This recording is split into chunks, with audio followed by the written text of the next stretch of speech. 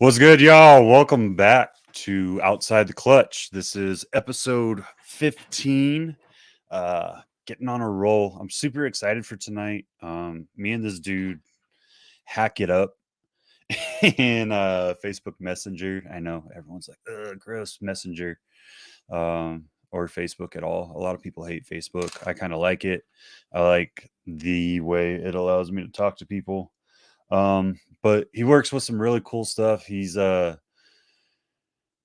very motivated individual, so I hope that plays off in what we're doing today.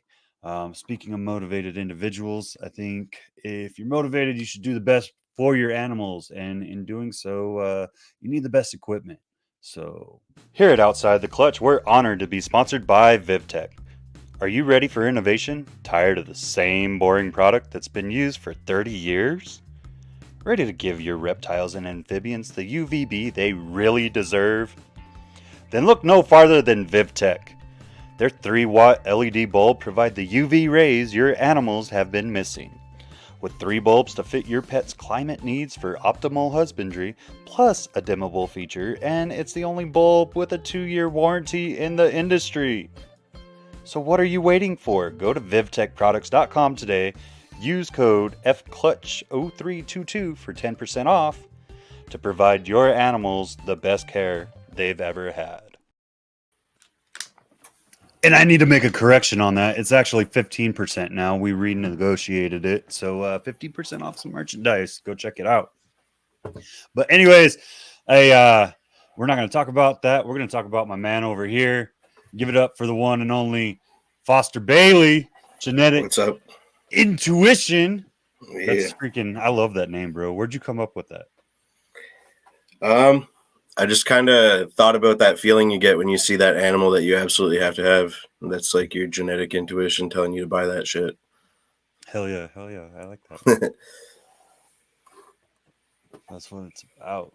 Yeah. So what got you going in reptiles? Like a lot of people have a lot of different hobbies, and being up north, man, like I mean, I'm sure there's reptiles up there, but you guys deal with snow so much and Yeah. deal with like craziness up there. It seems like reptiles ain't the easiest hobby to have up there. You know what I mean? Yeah, we got a pretty hardcore environment up here. There are some cool things up here. I'm in Manitoba right now, which is like where there's those massive breeding balls of garter snakes and all that stuff. So there's stuff like that. You can go herping around here. Hell yeah. I didn't do a whole lot of that as a kid. I did a little bit with my brothers, just playing around. Didn't really know anything about it, but the main thing that got me into reptiles was, I don't know, I would say like 8 or 9 years ago, I started watching Snake Bites TV, and I was just like having a really good time watching those guys messing around. I started learning about some different snakes. I ended up getting a carpet python. I don't know why I decided on that. I just thought it looked really cool. The thing ended up just like biting the crap out of me. I set up like this little terrarium. I had no idea what I was doing. I set the perch up so it was like impossible to get it out. So every time I wanted to get the snake out, I'm just getting bit over and over and over again. And I would get it out, and then it would just keep biting at me and striking at me, even like after 20 minutes being out. Right. So I eventually ended up linking up with a guy in my town there, and it's like, I can't handle this thing. You think you could take it in? I think I made a mistake or whatever. And he took it in. And then he even said, man, that thing's crazy. Like, carpet pythons can be pretty crazy, but like that one's definitely pretty snappy. Like, That I can one's see out why for blood. It's probably I see like why you're bugging out about it. Yeah. yeah, it's like a F1 or F2. And I was just like, okay, well, he ended up hanging out with me. We became good buddies. I went over to his house. I found out I lived across the street from him for quite a while. His name's Dean Moss of Canadian Balls. He kind of got me used to being around his ball pythons, and then I warmed up to them over time, and then I seen like how he breeds them, and he works at a pet store, so he's like really experienced like teaching people about reptiles, and just kind of like one thing led to another. Eventually I bought one as a pet just for fun. It was like a little butter pastel. And then like the majority of people who get into ball pythons being attracted to the blue-eyed leucistic, I got one of those. I got a pastel sugar, and I was like, oh, I'm going to put the sugar into the butter pastel and make myself a cool pet, and I don't have to spend all kinds of money on it. Like, this is going to be fun. And I was like, I don't think I could spend $1,500 on a ball python. Like, that's crazy. And then, obviously it escalated. Oh, for sure, bro. I understand that. That's that was the point that we were at this year, and I was like, so up until this year, I don't think I had spent over maybe $600-700 Yep. on a single animal, right? And then we got into the Monarch project, and I looked at my wife, and I was like, well, we just broke the 2K barrier instead of the 1K barrier. So, Yep. what do you think? You good with this? And she's like, I mean, it's pretty, yeah, whatever. And it's been downhill since. Like, I look at multiple $1,000 animals. I'm like, Oh it's not yeah. that bad. Like, It kind it of could be worse. desensitizes you to it a little bit. You're like, oh, what's the next one? Oh shit. Okay, I need to calm down. Do I some haven't broken calculating. that. Yeah, for sure. I haven't broke that 10K snake yet, but I'm sure that's coming in No. the future one day. Yeah. Yeah. Yeah. I basically then I picked up a couple animals just for something a little more complicated. I got like a leopard Mojave het pied and a Corgo yellow belly het pied, $500 each. Just kind of put them together, and I'm like, oh man, if I could make a Corgo leopard yellow belly pied, like that would be really cool. I ended up pairing them and made one, and I was like stoked about it. I got another couple like big breeder pieds off somebody local, and I was like, oh, I'm gonna make some hets and play around a little bit. I bred them. Um, I ended up getting pretty excited about the stuff, and I was looking around, and I always had a thing for the clown project, and I was looking for like an orange dream het clown of some sort. We had a buddy locally that did a lot of stuff between Canada and Europe, so it kind of inspired me to start looking around in Europe. I was like, oh, what the heck is this? It's an orange dream bongo Mojave het clown. Like, oh man, did the conversion. I'm like, oh, that's going to be like $3,000 plus with the import fees. This is a little crazy. And I had some money kick in, and I'm like, you know what? I'm just going to go for it. Asked for a couple opinions and my buddy to help me get it brought here because I'd never imported yet. And just like Western Union the money to France and prayed that a snake showed up for me. It was pretty nerve wracking. It was crazy. Yeah, you And got to that have was some kind trust of, with that, man. Like, that's, yeah, it was something else for sure. yeah, like, And then she's like my coolest project snake that I get passionate about. So hell yeah. Hell yeah. Well, I was going to bring that up. Like, you seem to be really pushing the bongo clown stuff as yeah, of late. So, hell yeah, yeah, man. it's That's, it's different. what's some advice that you would want to give people that are looking to get into the import export? Because like you have a wide array in Canada of shops and like different Yep. people that you can buy from, but it seems like a lot of the business up there comes from like down here in the States or over in the UK, and you guys will be switching animals back and forth. So what's some advice that you would give people that are looking to get into that import export game? I would say we have a really established company up here now that's doing a lot of that stuff. Certainly more in the past couple years, like it's became really big. Reptile Express, Sam Fard runs that company, Oh yeah. and it's became like the number one reliable company in Canada for that kind of stuff. And he's reaching out a lot farther for CITES and ball pythons and just like the community as a whole. So that would be like the main dude that everybody would stick to up here for importing. Um, as for figuring out who to get stuff from in other places of the world, I would just be really careful that you check who is who, and maybe if somebody's bought from them before, just make sure it's legit, because there is a lot Yeah. of smaller breeders popping up that probably don't have any reason not to trust them, but you need to figure out, if they know somebody and Right, do a little right. homework. Yeah, that makes sense, man. Like you deal with scammers daily, so Yeah. And it's got to make no, it for hard sure. for like international minded people who have like a tiny collection like myself. Like I have under Right. 30 animals. And if somebody's That's never seen me crazy, dude. before, That's crazy. like for me to pop up and they're like, well, who's this guy? Like, you got to try and figure out how people can trust you. They want to know you. They want to be familiar with you. Being on stuff like this obviously helps. It's incredible. Thank you for bringing me on Yes, here. sir. Yes, sir.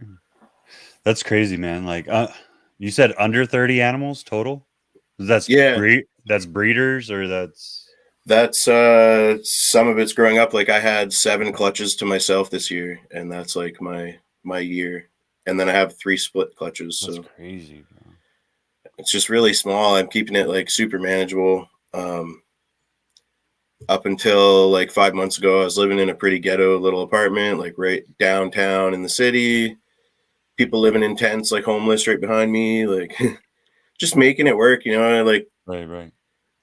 trying to build something out of absolutely nothing, and I'm investing everything that I can in this while I have like not a lot going on. So like I don't have Right. kids. I just have like family and very simple living. So every time I've seen something that I absolutely must have, I figure out how to make it work. And if it means that I got to budget my expenses and invest in it, I've made it happen. So Hell yeah. just Hell yeah. really motivated to make this into something. What's your 9 to 5, if you don't mind me asking? Right now, I'm waiting on an application to hopefully be a personal trainer at Good Life, but Okay. just waiting to hear back. I just like finished my second stage of interviews to try and pursue that and get some certifications and stuff and see if it works. Kind of just jumping out of my comfort zone. Um, Other than that, in the Well, past, I've done like a lot of construction related work and stuff, like masonry work and all kinds so of when things. you say out of your comfort zone, do you just mean like with working with people instead of just focusing on the job itself, or what do you mean? Yeah, Because like you're in the gym all the time, so being a personal trainer, I mean, it's kind of yeah, in your comfort zone a little bit, bro. yeah. But It's weird. yeah, like I would, Going from doing to teaching is weird, yeah, and I definitely think like it would be the going up to strangers and selling yourself because like in a commercial gym they have like this thing where you have to improve by a set number of clients per time slot, and you have to like sell them a year package of personal training and stuff. And if they're looking mm, at like several $1,000s to sign up with you as a trainer, like why am I worth it? And I got to figure that out, right? So, well, and I've always had that's your those pitch moments with the in ball my head. pythons too, bro. Yeah, I've always been in the gym though, and I'm like, oh, I wonder if I could coach people. And then I'm like, well, who am Hell I yeah, to be coaching people? Like, I'm still learning myself, but at the same time, you can't criticize the crap out of yourself. You got to just jump for it sometimes. right. Hell yeah, I like that. That's cool, man. Like I hope it goes for you. Like I know we were talking about it the other day, just like staying focused, and I uh I attribute a lot of my success to like my mentality that I pulled from the military, right? But we were talking about it where it was like it's like with bodybuilding and what you do, right? Like the Yeah. same intensity and focus that you have to be successful in anything in life, you have to do for lifting because you Oh yeah. need to understand that contraction and like how to hold that contraction for optimum time and the final release of tension right at the very bottom. But you don't think about like, okay, so if I'm doing a pull, then I need to do something that essentially creates a push at the end of that so that it gets a full release or something Yeah. crazy, like I understand. There's so many factors, so many Yeah. variables, like different methods, different goals you can try and achieve. Yeah, for sure. Hell yeah. That's something I've been talking to the wife about. I was like, I used to be like, I wasn't like bodybuilder, but I was in shape. you know, Yeah. 3 Well, being in kids the later military, that, yeah, well, it wasn't even the you're going to be military. like, got to be kind of athletic, Yeah, I had nothing else to do, bro. Yeah. I was like, okay, I don't want to get in trouble. I don't want to drink all day. So when I get out of work, I go to the gym for a couple hours and we're good, right? Yeah. And you get all that tension out from the day and all the crap that pissed you off. You're like, all right, it's Oh all yeah. gone. I'm good. But now that I got 3 kids and we've settled into our life a little bit, I'm like watching the pounds come up in the wrong places and like Yeah. watching my arms get smaller and crap. I'm like, oh, got to get back on a routine. But it is what it is, man. Like you gotta. So that Yeah, man. we keep saying it. That focus in the gym is essential to be successful there. How would you say that translates into the reptile world? Um, I would say there's always something that's going to catch you off guard or something that's not going to go in your favor. There's always going to be something that challenges you. Um, and you got to just stick to it. You only lose if you completely quit, right? So, like Right. last year, for example, I had no clutches. I sold some bigger girls that I probably could have bred, but they were just simpler animals, like a spot nose. They weren't het for anything or whatever. And I was like, okay, well, I mean, I could make some snakes, but I'm pretty broke thinking about rats, bills, and everything. And I'm like, you know what? I'm going to move a couple of the bigger girls out, get some new hets, let them grow up. If I just chill for a year, then I'm just chilling for a year. That's just how it is. Right. So I would say, like, going from that and now seeing what's happened for me this year, like, I moved halfway across Canada at like a really weird time in the season. Like it was like where everything's super early, just about to start, and it's like it's either the best time to move right now or the absolute worst time to move. And I moved, and as soon as I got here, girls started lighting up, and ones that were already started, boom, like ovulation, and just Got it. like one after another. Obviously, it's not very many animals. I don't have a lot of animals, but for like everything that I have that was of age and size to just go, I was like, yes, like, okay, the move worked, like, yes. And then my first clutch to hatch out a double visual super orange dream clown pied on like a dual sired clutch, and then have the other animals be like crazy bongo combos that are posset pied. I'm just like nothing for a year, and now this is how we're starting. Like I'm gonna have a friggin' heart attack. Like I need to chill out and breathe. Yeah, Right. it's crazy. It's How do you crazy. think that build up is like?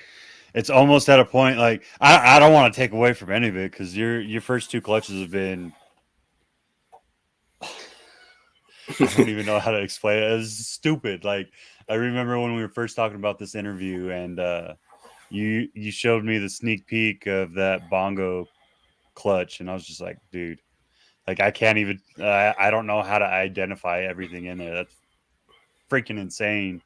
And you're Yeah. like, I have no idea what's in there. Like I think I know, but it's do Oh, you think do you think keeping it at a or your collection at a smaller thing is giving you a how do I want to say this? Jeez, kind of giving you the potential to always hit a banger. You know what I mean? Like, obviously, your mindset should be like, I want to breed for what I want, right? yeah. But with you being locked in with a smaller collection, because you have to make every single pairing count. So Yeah. now you're setting yourself up to really be successful, to stay focused on projects. Like How I do could get you? crapped on in odds and it would totally screw me and I wouldn't get a chance till next year because I don't have very many animals. Right, But I absolutely do my best to think about what the worst case possible animal is. And I'm always thinking about like this pairing's cool, but like I'll use the morph market calculator too. Like I'll look at it as like a mathematical equation and I'm just like, what are my odds of making the best thing and what are my odds of making the worst thing? They're both like just as rare a lot of the times in the pairings. So I'm like, I got to try and eliminate that low end right, if I can. Like, if I can't, then just shoot for it. But when I was buying like the couple animals for the Clown Pied project, I was like, I want my entire collection to eventually be everything at the base is at least clown. right. So I'm like, Makes okay, sense. well, I got this orange dream leopard clown, possible yellow belly het pied from Justin, and I'm like, that's a heavy female to have. Like that was a big jump for me. Broke like the 5K range on that one, so I'm like, okay, this is crazy. Grow her up. Then I'm like, well, I got to get a male for her, and I got to try and do that thing with the math and make it count. You know, I want some good odds. I only get one chance. So like, I'm thinking about it. I was like, oh, maybe I should go to the opposite side of the genetics and get like a visual pied 100% het clown. And then I'm like stacking the odds a little bit better. But then I thought about it. I'm like, no, I'm going to get a visual clown het pied. That way everything's clown. And if I miss, there's 66% and no double hets. I'm just like, well, if I want everything to be clown anyway, there is no missing on that, you know? And that's the smart thing to do, man. Like that was one of the things I talked to my wife about. And I'll admit I've broken my rule that I set up this year like 2 or 3 times.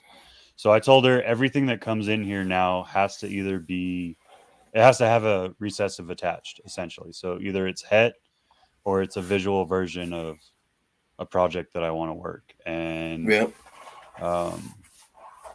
Well, no, I take that back because I bought a collection and like 3/4 of that didn't have recessive in it. But it was one of those, it was a friend that I knew and he was getting out of the industry for a little bit. So I was like, I'll take him on. And then if you decide to change your mind, at least you know your animals are with someone you know, so you potentially can get your collection back. Which I'm not saying is the right thing, people. But there's some cool stuff in there that I can make really cool animals with. So I was like, it's not gonna hurt me at this point, so I'm gonna do it. But yeah, man, that's I think that's the way you have to be focused right now. Is you have to be looking at the recessives.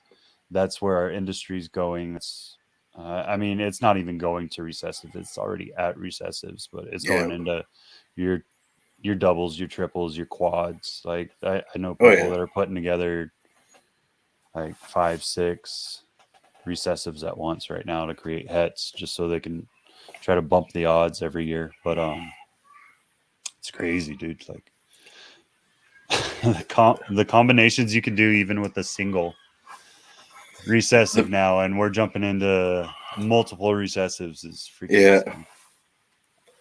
Yeah, like it's crazy. There's been so much done with clown, but clown's not even done with yet. Like there's so much you can do. That's the crazy thing about how many genes there are. Like it just doesn't end, man. So I would assume it's safe to say that clown is probably up there towards one of your favorite genetics, right? Since that's what you're pushing everything into. Yeah, definitely for like recessives, I'm all about the clown. I love it. Oh, yeah. I just think it's crazy the variance you can get depending what you put in it. Like if you want super reduced striped, you can do that. If you want crazy blown out sides, busy pattern, you can do that. If you want orange, you can do it. Like you can pretty much do anything with it. So I think it's a really cool like thing to have your main part of your collection based on. And then if you want to mix it up, like that's why I got into the clown pied. I'm like, oh, well, everybody loves pied. And what's like make a clown with some crazy white patching? I feel like the pied is probably like the number one morph responsible for bringing new people into the industry.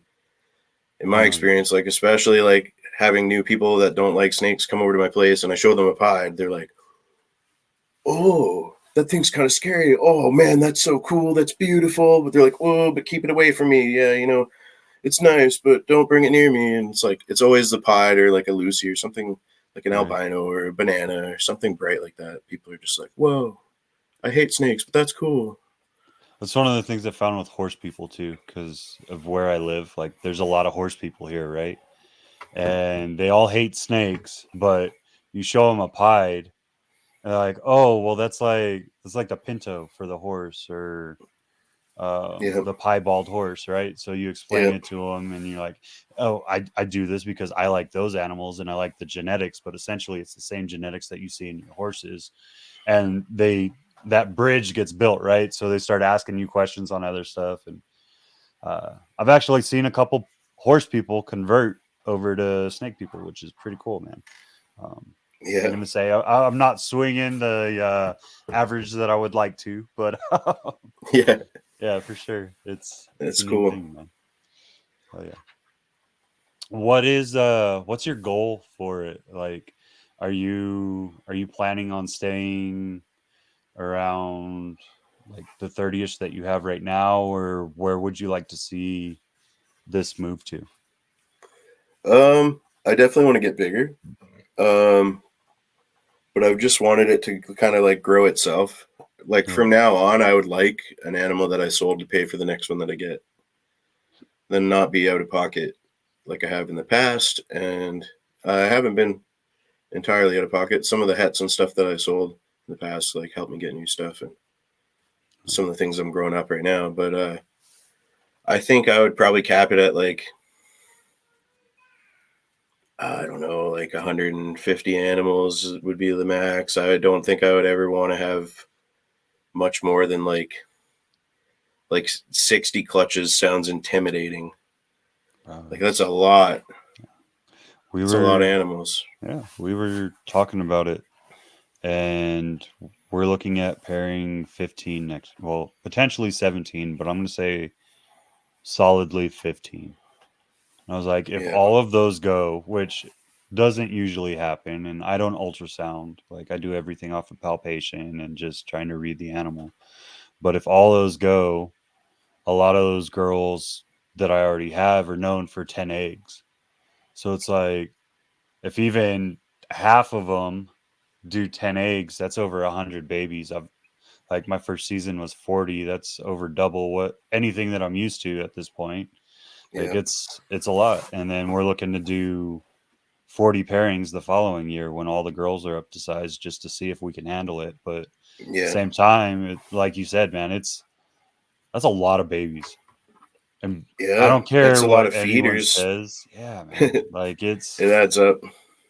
the time that you have to put into babies. Like you wouldn't think that it would be as much, because it's like, oh, like 9 times out of 10 you're keeping them on paper towels or something anyways, right? Because they're babies, and you're like, oh well, I'm just gonna clean them. Like, you don't think Yeah. about it, it ends up being like 2-3 times a week because they're on Oh paper, yeah. and then you get Clean the it. ones. Instant poop. Yeah, yeah, yeah. Yeah. And it's a, Oh it's a yeah. lot more work for a hatchling than an adult, man, minus like water changes and stuff like that, because Yeah. And they I'm don't all like, start off as like automatic carburetors. Like some of them are a pain in the ass to get started. It depends. Depends. for sure. Do you have like a time of year where it's more difficult for you? It's something that I'm curious about, or if it's like just my climate down here, cuz my snakes, so I have a girl that lays in November every year, right? And so the babies hatch out in January. They're always smaller than all my other clutches. They're Hmm. always harder to get started on eating than all my other clutches, but they're all healthy. Like they stay healthy, they maintain their weight, they do their thing. It takes them a lot longer to get started and start gaining size, man. And it's just one of those things I'm curious about. I'm really wondering if like the time of year that they're laid, or if it's just like a bloodline thing, because both the parents are like crazy eaters. Like Hmm. if they even smell a rat, they're at the front, like pushing against Yeah. it, ready to go, So to see the babies not act that way for a couple of months is weird for me. But I mean, animals are animals. Everyone's different, Yeah. I guess. But I don't know. Do you see a difference up there at all, or like throughout the time of year when you're hatching, or do all yours come in like like a general 2 to 3 month window? I don't think I've had enough animals and years under my belt to notice like an extreme like cyclical thing with my breeding yet. But I had most of it go on time with everybody else in 2020, and then I had one clutch that went, and it was a first time girl. So she was like one of those super rare exception girls that eats when she's in shed, eats every week, no matter what. If she wants an extra rat once in a while, she gets an extra rat once in a while. She's just really good about eating. Um, and she went. when she was like 20 months old or something, like just thriving animal, right? Right. Um, and she was super late, hatched in January, the same thing. It was weird. But then she took a year off. And then when I moved here, everything just triggered up fairly early. So, like, some of it's regular season timing, but the first few were like super early. Everyone's like, "Oh man, you're already hatching? Like, what's going on over there?" I'm Right. like, yeah, I guess the move helped me. I'm That initial hoping stress pushed them. their cycle would repeat, on similar timing, but we'll see. I guess like some of them are first time girls, so maybe they'll take a year off and then reset themselves or something. I don't know. But I would like it to cram all into one space. I think it would be nice to have it all handled all at once and then not have to, repeatedly deal with it throughout the whole year. Once I grow, I think I would like it to be spaced out a bit, but Right. as of right now, like if everything breeds all at once for me, it's not overwhelming. So Right. it's exciting So all is in one there little. ever an ambition? Like you said, you'd like to get to 150. I assume you're talking about actual breeders, right? Mm-hmm. Is there an ambition to turn 150 into full time and just like have the combos at 150 that you could do it full time and just like That would be cool. essentially do boutique work, I guess Yeah, is how you would call it. that would be like the big goal. I think it'll take me quite a while to get to that number of animals. I want to just be fairly disciplined on what I keep. If I have an opportunity to sell something that can get me something more influential in my collection too, so like I'll let go of something that maybe somebody else would have kept or not. I just want to like make sure it's really calculated. So I think I'll probably keep like my rough guess this year would be like 10 or 12 animals back. So it's not a whole lot. And then that'll probably increase next year. I'd probably keep like more like 20 animals back and then just let it escalate on its own. Right. Um, so I think it would take me probably like 5 or 6, maybe even 7 years to get up to that many animals, unless I like started buying, a couple handfuls of stuff as well as keeping my holdbacks. Um, just want to do it really slow. The one thing I keep in my mind is somebody really reputable up here in Canada, Mark Mandic, says to grow into business, don't go into business. And that really hit home when I heard him say that because um, it could be very easy to become overwhelmed. And, things happen in life outside of keeping snakes. So For sure, I bro. don't want to end up in an emergency and then just be like disheartened and have that feeling of questioning whether I should continue. So, because I love this, it's through the whole lockdowns and everything. Like my snakes were like so exciting, even though I wasn't hatching anything. All my friends are hatching stuff. I'm just still like, yo, look at this girl. She's getting so big. Like next year's gonna hit. Next year's gonna hit. Like I'm still I feel that, excited. man. Have you had have have you had a girl that you hatched on eggs yet? No, not yet. No? Okay. I think that'll be next season. Yeah, yeah, Yeah, definitely next season. that's what I'm looking at, dude. Like there's a girl that I hatched my first season and it looks like she's like right on the verge, right? She's like 8-ish hundred. I'm Yep. like, if I give you till this fall, you could potentially make it. I might push it off, but it's just I think that's gonna be it. Like, you know what I mean? Like, yeah, the day I see one of the animals I produced on eggs, I'm a Yeah, freak. Like, it'll be a cool feeling. yeah, for sure, bro. Like, I always think about this because my mentor Earl, from Lone Star, freaking, he watched my first video right when I got my first collect eggs, and I was probably talking to him 2-3 times a week at that point because I was stressed out. And I was like, man, I'm doing everything I can, and I don't think I'm doing it right. And I've been keeping these animals for 4 years now, and like I was getting disheartened, you know. And he was like, "Dude, you're like a little kid at a candy store." I was like, yeah, that feeling's always there. Like every time I get eggs, I love it. But now it's more of a okay, I need to be calm, cool, and collected and make sure like I actually enunciate what I'm trying to say in my videos or things like that, right? Yeah. And I don't know that I'm even gonna be able to record if she lays eggs for me, man. Like I'm gonna Yeah. be squealing like a little kid and be like, ah, like Happy jumping. dance. Yeah, Run out man. of the Like room. I can't just look at it. to see something that you produce, reproduce, and like eventually create its whole cycle. Like I think it's amazing, dude. And that's one of the joys, man. Like you get further and further into it, and you're gonna see it more. And I don't think I don't think that feeling ever goes away for the people that love it. You know what I mean? But it's just like I think that initial one is something where you don't know how to express it. Like Yeah. you can't put it into words, man.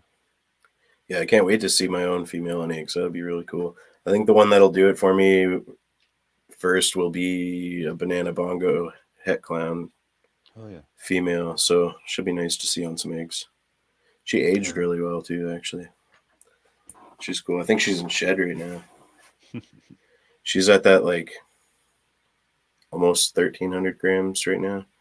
So she could even technically go this year, but I'm not gonna push her. She's Right. eating good and chilling out. Yeah. So That was another one of the things, man. It's just like you have to have patience. Like and Earl has to tell me this all the time because I'll get like, oh, I want to do this and this and this and this and this. He's like, dude, just let them go when they go. yeah, Relax. And it's hard, I, man. Like you enjoy your animals, but you see everyone else doing stuff, and you're like, I don't know. I have to fight it. It's a bug that yeah. like it's a bug that scratches the hell out of my brain constantly. It's like I feel like I'm not doing enough. What can I do to take the next step? What can I do to take the next step? And it's like it'll kind of drive you insane if you don't have the right people around you, you know? I think generally in terms of projects, like with the exception of a couple things, like there's no wrong way to go with this. Like if you like something, just do it and do it well. Do it to the best you can, and you're gonna have other people out there that feel the same way about it. They're gonna see what you see, and like maybe I don't see what you see, or somebody else doesn't see it, but Right.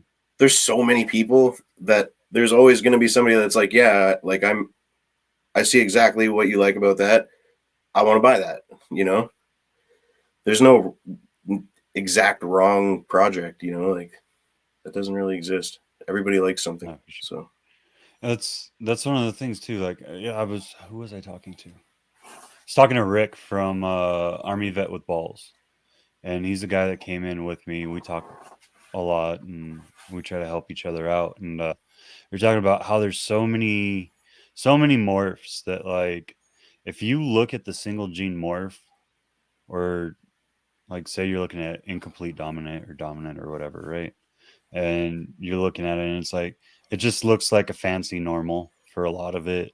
Like it's not, it's super subtle for the pickup, but then you see it in a super and you can kind of see what it does. And then someone like Justin or someone like yourself or someone like Billy or whoever you really want to go to, right? They find the right connection.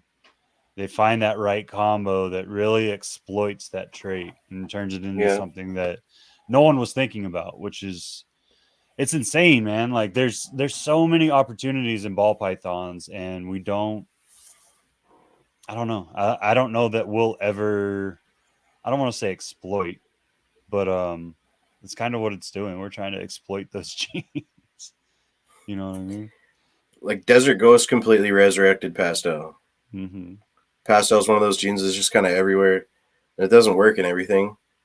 There are some things that it looks great in, but me personally, I avoid it because I don't like what it does with bongo, and I don't like what it does with clown. And everything I do right now is bongo clown, so I'm like trying to swerve that. And I've seen a lot of other people working with bongo, with pastel and clown and stuff, and I'm like, okay, well, I want to do something completely opposite direction. So, but like, it's crazy how that can happen. Just the right combo takes something that isn't overly exciting and doesn't add a whole lot of value to a combo. And it's just like, boom, you see that color explode out and you're like, what the heck? Just brings it back to life, you know?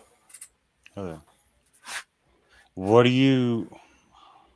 What would you say like your ambitions are over the next, let's just say like 2 to 3 years of doing this? Because you're starting to get, after the move, you're starting to get your clutches again, and you're starting to look at it. So, what do you think's in store for you over the next 2 to 3 years? I would like to get a new clown male, visual clown male, maybe with something in the yellow belly complex to kind of target how reactive bongo is with yellow belly. I think I want to save up everything I can aside from that too, and I would like to try and make this start giving back to my life circumstances to a certain degree. That's what I'm trying to like weigh out as the season gets going. Do I just snowball everything right back into the snakes, or do I start to, put back into things that aren't as stable as I would like them to be? Since I've been investing for this much time already, like it would be nice to, if I could throw 10 grand off to the side and let it sit and then work for the year, add to that. And then maybe next year, add to that and get a house. And then I have like a space that I can renovate and, make like an actual really nice snake room that I want to invite people into. I would say like a 3 to 5 year goal would be to be getting a house. I don't think it would be entirely snake money, but I mean, if that's possible, then I would love that to happen. But yeah, I would really, really like to get into Sunset Clown, but that is like pretty much untouchable right now. And it's, in that price range where it's one of those decisions where if you don't have a lot of money already, you're deciding like, do I level up my life or do I level up my project? And I don't know. I got to just weigh out how badly I want it. So it would be really cool. They're gorgeous animals. I love them, man. Like there's I don't know. Like I can't tell you what to do there. Like obviously, like disclaimer, people. Whatever I say next, don't follow my words. They're not out of wisdom. But Yeah. I don't know. Like I when I grew up, I didn't grow up wanting, but I didn't grow up having what I wanted either. Like my mom took really good care of us. Um, we didn't have the best life, but with what she could do as a single mom, she took care of us. And now that I have an ability between me and my wife, like watching time change and like coming into a little bit of money, like obviously we worked our butts off for it and we do what we got to do, but I don't know. It's a hard thing for me to kind of say, "Oh, I like that," and not go after it now. Like that's, Oh yeah. and it might just be that I'm feeding myself that way because I watch like a crap ton of Gary V and like Grant Cardone and other business oriented Yeah. people, right? And like I take their teachings and I'm trying to figure out how to apply it to this business. And a lot of people in our industry say it all the time, and they say scared money doesn't make money. Oh And yeah. I understand it, man. I understand it, but at the same time, you got to make sure that you're not going to put yourself in a bad spot. So Oh I yeah. feel you, bro. I feel you 100%. And that's the issue with me. Like I'll get to that point where it's like, okay, I probably went a G or two heavier this month than I should have in spending, right? Yep. Or something stupid. You're like, okay, I have to recover for like 2 or 3 months to get that back, and then we'll be good again. And I don't know, man. Like that's the gamble Yeah. that we throw. Like that, this whole thing's a gamble essentially because hoping that the animals do what they're supposed to do, and you're hoping that the animals that come out of your pairings are what you want. And I don't know, man. Yeah. Like you got I to would be a say little the stick. I would say the biggest like crazy big picture motivator for me would be like I have my mom living with me. She's 65. She's a hairdresser, self-employed her whole life. She doesn't have like much of a retirement thing going on. And like if I could allow this to make certain scenarios worry free, then like that would be the big crazy goal. If I could just know that everything's Right. going to be good, you know. Um, I kind of look at this too in certain situations where I want to approach this whole ball python thing like I'm leaving no other option. You know, this is gonna work. There's no if. You know, it is happening. Like it's gonna happen. You know, Mm. and it's even like it's super weird because even when I was doing the personal training interview, the guy was asking me about stuff like what's your career goals and all this stuff, and I couldn't help but be like, "Yo, like I breed snakes, bro. You should see this. Check it out." And he's just like, "What? No way. What? That's totally off topic, but I love it." Like, "Oh, wow. That caught me off guard." And I'm like, "Yeah, man." He's like, "No, well, fitness related, like what would be your career goals?" And we talked about all that stuff, but I just couldn't help but be like, the snake breeder, you know? First thing to pop in my Fucking head. typical meme, man. Yeah. Let me talk to a normal person. Yeah. 2 seconds into the conversation, snakes. Yeah. Oh yeah, Snakes dude. have two penises. What? What's wrong with you? Yeah. Oh Uh, god, that's good. Hell yeah. No, geez, I feel you on that, bro. Like, and you see it. Like, a lot of the come up stories is when everyone said, "Okay, I'm not giving myself an option. Like, I'm not yeah. giving myself an out." And then once you do that, that's when you see things take off. Yeah. And even my own family, like my own family for the last, God, I've been at this since 17. So what is that? 5 years? Yeah, 5 years. Um, my whole family was like, "Oh," I think they thought it was a fad that was gonna blow over because they knew I liked snakes as a kid. They knew that like I wanted to be around them all the time. I've always loved reptiles, and but they were like, "Oh, well, his wife gave him an in, so it's gonna be a fad, and it'll blow over in a year or two." And now I talk to my dad or I talk to my mom, and just or talk to my in-laws, and they're like, "No, like we see you like you're happier when you're doing the stuff around snakes than anything else. Like we don't care what you do, just pursue that and get it done." So after 5 years, I got that support system behind me, which is Yeah. freaking, it's amazing. It's scary at the same time because now you're like, well, if I don't provide and I don't make this work and I don't Yeah. provide for my wife and kids, then I'm gonna look, my family's gonna look at me like I was a Yeah. piece of shit. But I don't know, man. Like I think that's the way to go. Like eventually, when you can manage it. And I will say it's a lot harder when you're taking care of someone or you're living with someone like your mom or family members or whatever, where it's like, okay, we got to make sure everyone has food and everyone has a Yeah. house over their head and things like that, right?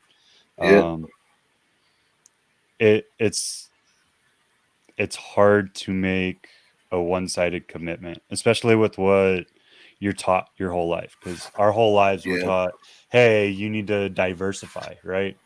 And but I'm not saying that's not the way to go, Yeah. but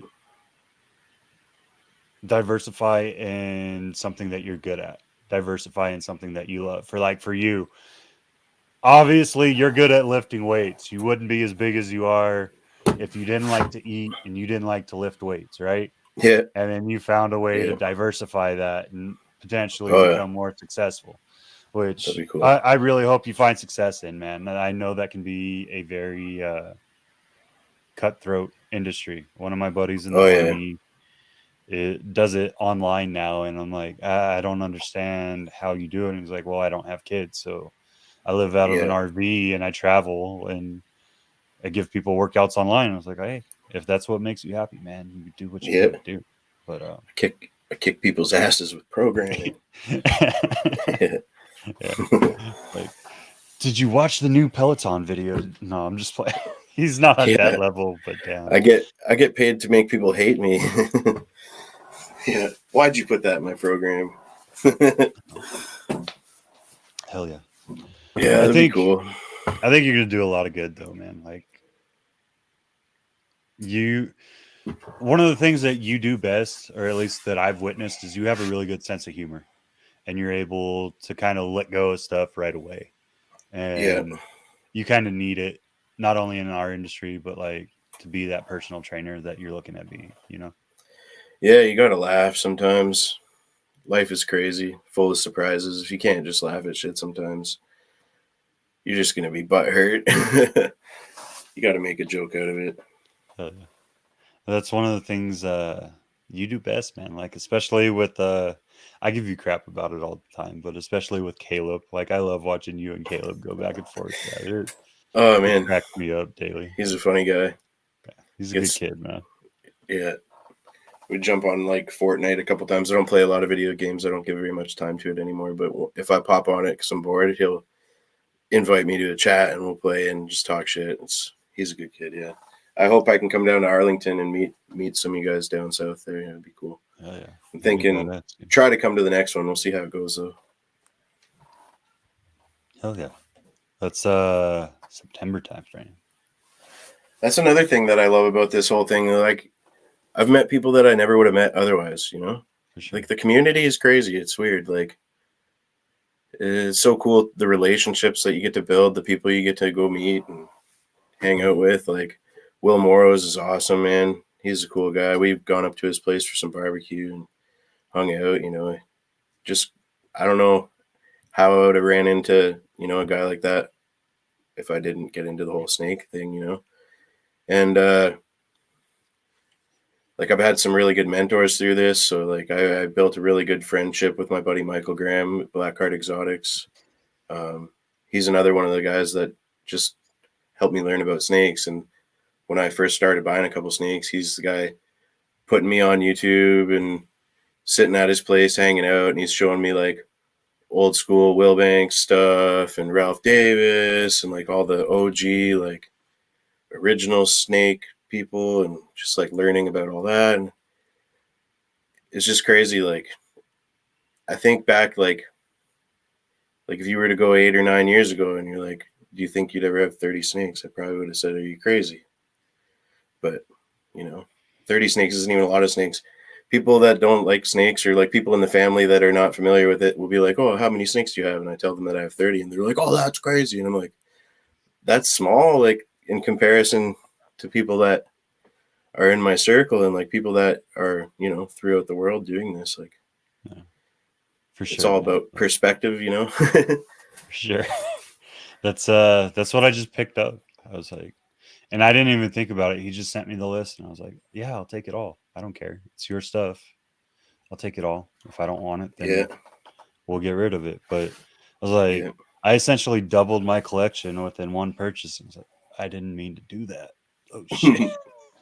And the adjustment to the doubling of animals has definitely taken its toll. Like Oh yeah. that's something that Earl's talked to me about too, is like, you know, it's a lot of people want to jump in and they want to buy 150 animals and do everything that they can right away, but they don't realize the time that it takes per.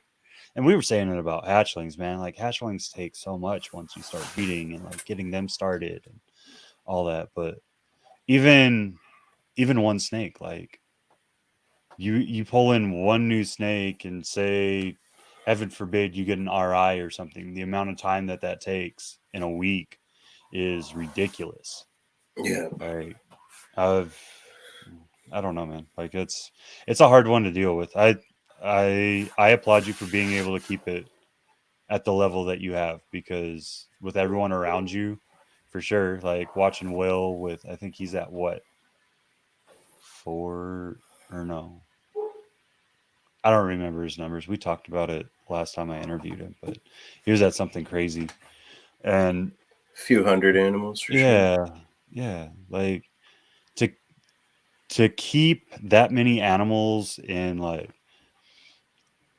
sync and like healthy takes more than what most people think. Like people think they're going to come in and they're going to water their animals and, oh, I'm going to feed it like once a week and I might clean it once a week, which is freaking disgusting, but whatever. It is what it is. I'm not going to go there. I'm gonna I'm in I'm a my tubs all the nutrient. time. Yeah, for I sure. come down here every night. Well, And it's like It's even with quick for me. that, man. Like when I got this, so I've always been a huge Reptichip fan, right? And I've always kept my stuff on coconut. Well, when I pulled in the new rack, I realized that I can't keep it on because I don't have the right ventilation. So we're talking and we're like, well, do we want to buy the tops or do we want to sit there and just drill them? But if I drill them, I will never be able to get rid of that rack. So Yeah. if I decide to switch companies or do whatever I decide to do, right?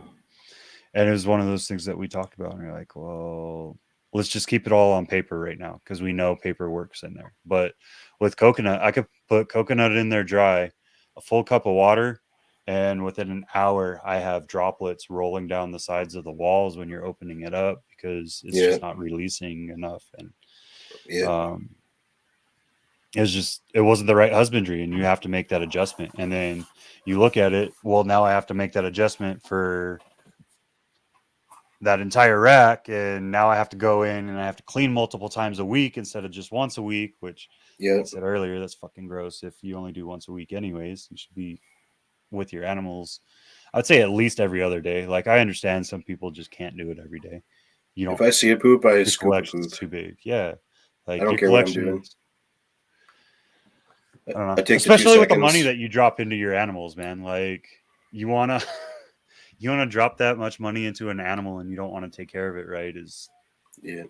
insane to me. But yeah, and going back to it, like you've met so many people, like you were saying, like you have people in the UK, you have people in Africa that reach out to us at times, you have people in the Yeah. United States, Canada, uh the Philippines, freaking Tokyo, Yeah. like Last year I went to Scotland out of nowhere. I was yeah, just like, had some money saved up to move, and then we realized the move wasn't going to happen because rent increases were crazy at the time. And I just like looked at my mom and I'm like, yo, do you care if I just splurge this money on something I've always wanted to do? And she's like, well, what are you getting at now? Like I want to go to Scotland. Like I think I'm just going to do it. And she's like, yeah, go for it. Because she heard me saying it for like 10 years or something that I've been wanting to go there. And I just went for it. And then somebody in the community was just like, oh, we have friends in Scotland. Like, I'm going to connect you guys to each other. And then when I went oh yeah, there, they have a reptile shop in Scotland. And I'm like, okay, now I'm going to go meet these people when I get there, go check out their shop.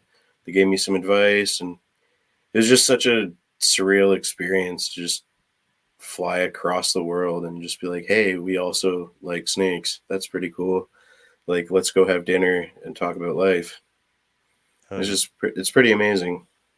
I'm definitely going back. Like, I've definitely made some like friends through this where even if you eliminated the snakes from the equation, like they would be my lifelong friend. It's never going to go away. It's crazy. And I think that's, I mean, obviously you have your people that within this industry like you go to, but 100%, man, like there's Danny from Chain, Danny Dina. I can't even think of it right now. I'm messing it up. I feel like a bad friend. Screwed up his name. Um anyways, so him and his wife are on right now, and that's part of our Arlington trip, right? So like I go see certain people at that show and I spend time with them and we go out for dinner and we that we only see each other twice a year, but we talk all the time, you know what I mean? Yeah. Um, chain reaction. I feel better now. I feel like a jerk for not remembering that. Jesus, I'm gonna hear it after this live for that one. But Yeah, yeah, man, like it happens. just the people that you get to talk to, or even Earl, like him and Mama Ren. Like if you know Earl, you know Mama Ren at this point, right?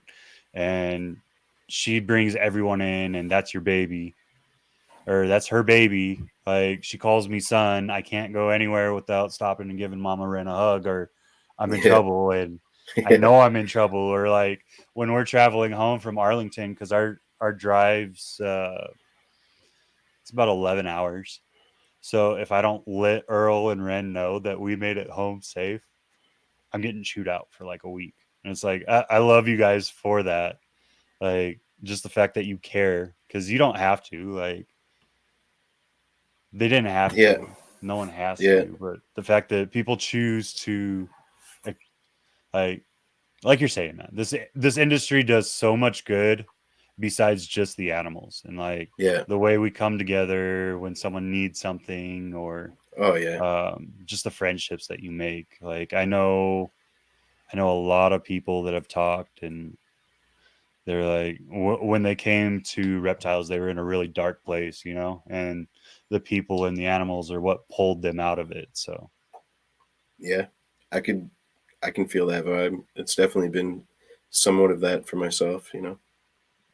It's been weird being here in Manitoba because I'm usually in Ontario, and I'm been like just me out here. I don't really have friends. I have some family and stuff, and now they're learning about all the stuff that I do with this, and they're very supportive, and it's been cool to share that yeah, with them and teach them about it and stuff. But I'm definitely missing my like circle of homies and the shenanigans and all the shit that we get up to, and random road trips with my buddy Mike. We always go on random snake road trips all over that part of Canada and check out people's collections and whatever.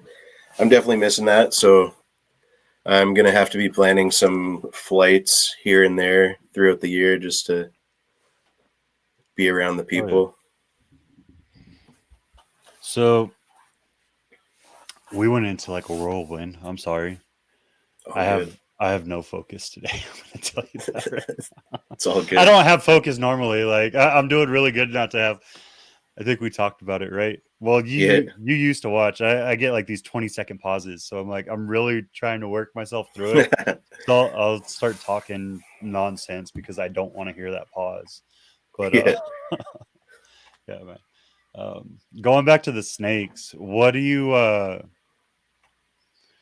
think is going to be your biggest thing? Do you think you've hatched it this year, or do you think there's going to be some potential secret fire coming up later in this year that you haven't um, let out yet? I think for this year, um, I think the heat hit already for the most part. There's a couple things that I can still make that'll be really cool. Okay. Um, but I think the coolest of the year is probably already hatched. Um, a lot of it is like tools for me to approach what I want to do further. Like I really want to get some hurricane into some stuff, and I really want to get some blackhead stuff going on with the Oh bongo. yeah. Um, ever since I've got bongo, I've been trying to learn about like potential allelic stuff with it, and I've heard some word of mouth things about it potentially being allelic with cypress and this and that. And I'm like, okay, well, I want to. Not all of it has been proven beyond theory, but there's like this whole group of genes that are being roughly categorized to be allelic with bongo. So I've kind of been hunching on all of that stuff for the past little while I'm building and trying to um, target certain genes and not get too complicated with the potential allelic combos. So I have like blackhead, bongo, hidden gene woma, um, and I avoided spot nose and cypress for now to try and get a better understanding of the theoretical group of allelic genes. So Okay. I replaced like the spot nose with hurricane in terms of trying to disrupt the pattern in the clown and make it busier. Um, and I have bongo, and I had that heard about the things with the cypress, so I'm like, okay, well, bongo is my cypress. Let's try and see what I can do with it in clowns. And then I heard that bongo has been proven allelic with spider, so I have the hidden gene woma to try and figure out some stuff about that. And Mm. if it's allelic with spider and blackhead's also allelic with spider, then bongo and blackhead should be allelic. And I believe somebody has already taken some steps to prove that out. So I want to try and do some crisscrossing between, all those genes with each other to see how much pattern disruption we can get going Mm. on, Oh, without getting too crazy on the allelic, and them all being somewhat connected with the neuro complications and stuff too is right. kind of involved in that. So Huh. I've heard about like the blackhead and champagne, but I didn't know with like yeah, the spider and stuff like that. So it's yeah, interesting. Hmm. it's getting pretty crazy. It's quite the cluster of genes. It's like spider, hidden gene woma, Mm. blackhead, cypress, bongo. Um, what else? And then there's like the chocolate spot nose Wookie group that's interacting strangely amongst some of those, and other ones haven't been mixed yet. So it's like, a lot of work to be done to get a Right. full understanding of it. But That's I crazy. wanted to just pick a few of them, and those are mine, and then just stay away from the other ones for now until I make some cool stuff with those, and then maybe Oh. think about adding something. But I What's just think about how cool it would be to have like oppa like a group out of that group of genes, like say for example bongo and blackhead are allelic, and then um Wookie and hidden gene woma were allelic, and you could pair those two animals to each other, and then you're guaranteeing yourself two gene combos minimum. There's no normals because they're both acting like supers on opposite sides with opposite genes flip flopping between each other. So like, just like, oh. how crazy would that be of a clutch to pip? Like the stuff coming out of that, like what the heck? It's hard to even think about sometimes. So what's the characteristic that made you choose bongo, since that's the gene, or that's the morph that you seem to really like strive for and to improve that project? What made that specific morph stand out for you? I would say when I first saw it, like I saw my het, and then I researched that breeder, and he had a picture of a bongo clown, and I was just like, what the heck? That almost doesn't even look like a clown, like it does, but it doesn't. It has crazy white sides lighting up from the belly. It has like a weird distortion to the pattern. It's like a little bit of pixelation, and the head was like this golden hue, like a little golden nugget looking head, and I just couldn't believe the color and the contrast and just everything that was going on with it. And it was didn't look like anything else I'd seen interact in clown yet. So I was just like, what the heck? And the little notch that they get on their head, they get this weird marking on the back of their head. And Hmm. I was just like, man, that's really cool. Yeah. I want to try and light up the sides, and I want to make some more aberrant pattern, and I want to try and bring out that head as much as possible too, because I think it's really unique. It doesn't look like a clown head. Hell yeah. I like It's that too. weird. You spoke like the fastest during that entire segment, right? Like I got you to finally talk about bongo, and like the energy just went. he's been, he's super chill tonight. Oh, bongo. Yeah, Hell yeah, dude. yeah, they're That's what it's exciting. about though. You feed off of that energy. What's God, I don't even know. Yeah. Like, taking that bongo, what's because you said there's like you said a dent. Is it, you mean like their musculature on the back of the head is No, bigger, just or like what do a you mean by that?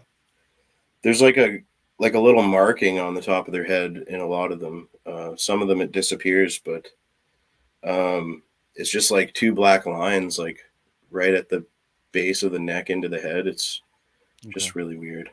It's Hmm. just like I've seen like a similar marking pop up on a few things, but it seems to be a consistent thing on bongos. They have this like little line on the back of their head, or like in clowns, it converts into like almost like two lines and like a weird breakup in the pattern.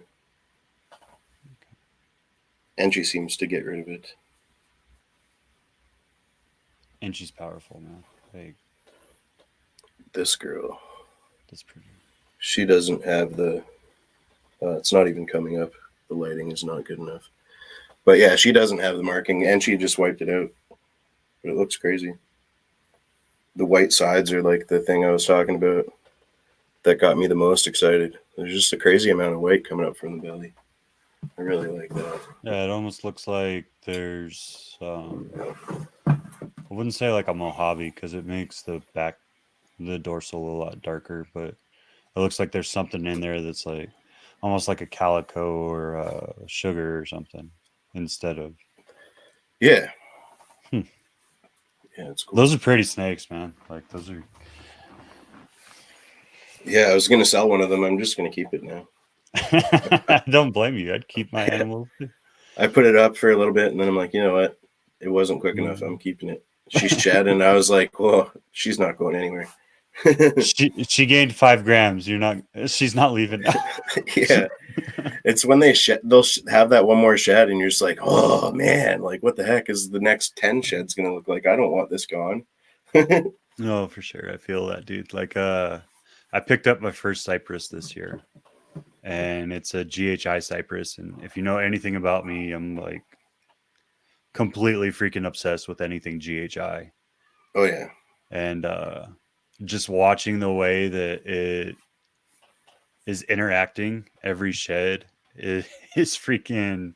It's messing my head up, to be honest, man. Like, I want to take it so many directions, and it's just like if I do this, there's like I can't do it with one male. There's no way I can do it with one male, But just watching the interaction for sure. I 100% get you, man. Like something that gets better, and it's like DG. Like I took so long to get into DG, but watching yeah, DG grow up and like you have certain lines that they kind of purple out at a certain age or kind of gray out in some areas at a certain yeah, age. And to watch the way that interaction changes in each line is freaking, I don't know. Like, yeah. I love it, dude. It's crazy. I have 100% became a nerd because of Oh this. yeah, Like, yeah. we did, my last term of school, we did human biology, right? And I was Okay. sitting there with Punnett squares and doing everything, and we were talking genetics, and they're like, "How do you understand this so well?" I was like, "Well, if you knew what I wanted to do for a living, Yeah, like yeah, this is all I do all day, every day, is try to figure out how I can make this pop up." yeah, But yeah, for sure, dude. yeah. My stepmom's like a grade school science teacher, early high school science teacher, and whatnot. And so she learned a lot about like biology and stuff through her schooling. And I started talking about genes and recessives and alleles and Punnett squares, and she's just like intrigued by it. So she's been popping in and checking out the snakes here and there. It's been cool to share that with family that I've been kind of distant from for quite a few years. So now I'm like sharing my hobby with family and have something that we're like kind of bonding over. It's cool. That's freaking awesome, dude.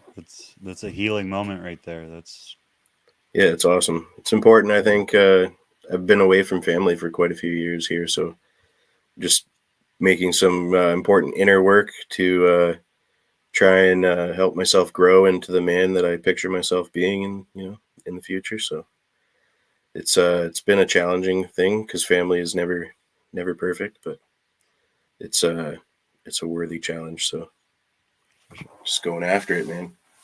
Hell yeah. Hell yeah. Well, brother, there's a lot of stuff that I told you was going to be kind of a free range thing, and like I said, my mind scatterbrains a lot. Is there anything specifically that you want to like bring up before we take off? Besides, like your obviously where we could find you, a lot of that stuff is going to be down in the description below, guys. But just what I would say is, well, or what I'd like to know, because you're pretty profound. I don't know if you realize it or not, but you don't just take things for face value. You think about stuff, and I've been noticing that this entire interview. Awesome.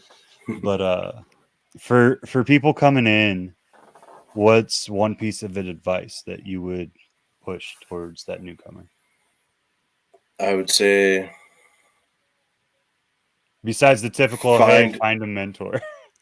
I I'm a I would little away say from you, but I'm gonna let you I do that. almost did it. I almost did I it. know you were going down the I path. was Everyone going does it. that yeah. Aside from that, make some really close friends first, forehand, or blah, blah, blah, jumbling my words there. Yeah, first and foremost, make some close friends and mentors. But I would say going from there, I would buy a couple hatchlings. Um, don't follow the trend of what everybody tends to do sometimes and try and buy adult females. Just buy a couple hatchlings, experience them growing, experience them establishing habits, maybe experience some of their stubbornness and learn from it. And then once they're a little bit bigger, buy yourself a male. Maybe buy some double heads, because that is the crazy thing right now. It's really interesting because there actually are a lot of new people getting in, and just seeing what they're getting when they're getting in now compared to what people were getting, like even just a few years ago. It's unbelievable what somebody who is potentially going to be making in like their second or third year, a few years from now. Like, potential of their first animal hatched could be like double Double recessive visuals. visuals with Yeah. codoms. Like, get out of here. That's insane. Unreal. But yeah, that would be my thing is, start with hatchlings. Don't try and take shortcuts. Take your time. Be patient. Oh yeah. Do what you like, and mess with the recessives, because that's where it's going. Hell yeah. Where can we get a hold of you, brother? I would say Instagram and Facebook. I've been on Instagram a little bit more lately, making reels, trying to see how that machine works. But mostly, Facebook Messenger, or just feel free to reach out. I've heard a couple times that people be like, "Oh, can you ask him about his animals for me? I'm kind of timid. I don't want to reach out to him. He's Don't scary, feel bro. uncomfortable about You're talking to scary, me." bro. I'm not You're at like all. 300 pounds and I like your don't biceps know. the size of my head, and it's scary. You're intimidating, bro. It's just weird. It's like, I don't know. Maybe it's part of my like sense of humor is a little bit harsh for some people, and they're like hesitate to reach out. I don't know what it is. They have their reasons, but yeah, I just want to make sure everybody feels comfortable talking to me, because I spend a couple hours a week talking to random people here and there and giving them my advice and whatnot, and Hell yeah. just talking about what we like doing. So yeah, Are feel free you to reach out. gonna, now that you're doing reels and stuff like that, do you think you're gonna start pushing a YouTube? Ooh, I've thought about it. Um, I think maybe next year I probably would. I want a little bit more interesting stuff, and I want one of my females on eggs first before I start doing stuff like that. Because yeah, I don't want to show off stuff that I bought as much as I want to show off stuff that's all me. You know. I get that. I get that. Oh yeah. Oh, for sure. Oh, it's been great being on here, man. Thanks for having me. This is Yeah, for cool. I sure. can't believe it's been an hour 20 already. Wow, Yeah. I didn't even catch that. But yeah. that's awesome. Oh yeah. I appreciate you, bro. Like, I know it was this is something we had talked about for a while, off and on, like before you had planned the move, before you went to Scotland. I think we were talking about it, and you're like, hey, it's just not the right time. So I'm glad we were finally able to bring you on. that we got some information out. I think everyone in this industry, I know this is one of the hardest things in the world to do, is like put out content or be in front of people that you respect and people that you admire, right? Because like, what if you slip, or what if you say something wrong that someone didn't like, and it's there forever? Like, even if I delete this video, someone's gonna find a way to find it. You know what I mean? Yeah. Like, once it's out there, it's out there. So it's a nerve-wracking thing. And I've definitely made that mistake where I've said some stuff where I really wish I hadn't said it, right? But that's a live and learn, like we do with everything. Oh yeah. And I'm glad we were finally able to bring this together. Like, I think you have a lot of valid information that we didn't even really touch. Like, I I wasn't the greatest host tonight. I'll take that. You guys, It's okay. you blow me up, yell at me. I'm good with it. We can I run don't it really back care. another time. Yeah. Hopefully next time I pop on here with you, I'll have a nice, beautifully finished basement and some more like art and comfort vibe in my snake room. Right now, I it's like it, man. I mean, right now it's like stable temperatures and like all the needs are met, but all the like other things that I visualize, I need. dude, I love the soundproofing that you have on it. It's freaking amazing. Yeah. Like, I'm not gonna lie, the whole time I've been looking at Yeah. I'm catching Little myself foam. looking at the red and black foam squares, and I'm like, Yeah. oh, look over here, don't stare at the foam. Awesome. I'm like looking at my own wall and like, dude, I need to do that. Because I don't know if you heard the kids. I think you probably heard the Great Dane. The Great Dane pushed against the door earlier. Yeah. But yeah, man, I got to turn this into a little bit more of a soundproof room, at least for the outside. But yeah, for sure. Thank you so much for taking the time and for coming on and for showing off Guest some appearance freaking here. amazing snakes. Hell yeah. Beautiful. All right, That's man. a clown pied? Yeah, super OD clown pod. The lighting is horrible, so it's not showing up properly. My light's like over there, so it's just shadowing me. Show that up again. But come on, girl. Yeah, all right, she's guys. really cool. I thank you so much for watching it. Make sure you tune in next week. Give some love to Foster, man. He's a hell of a dude. Like, he puts up with a lot.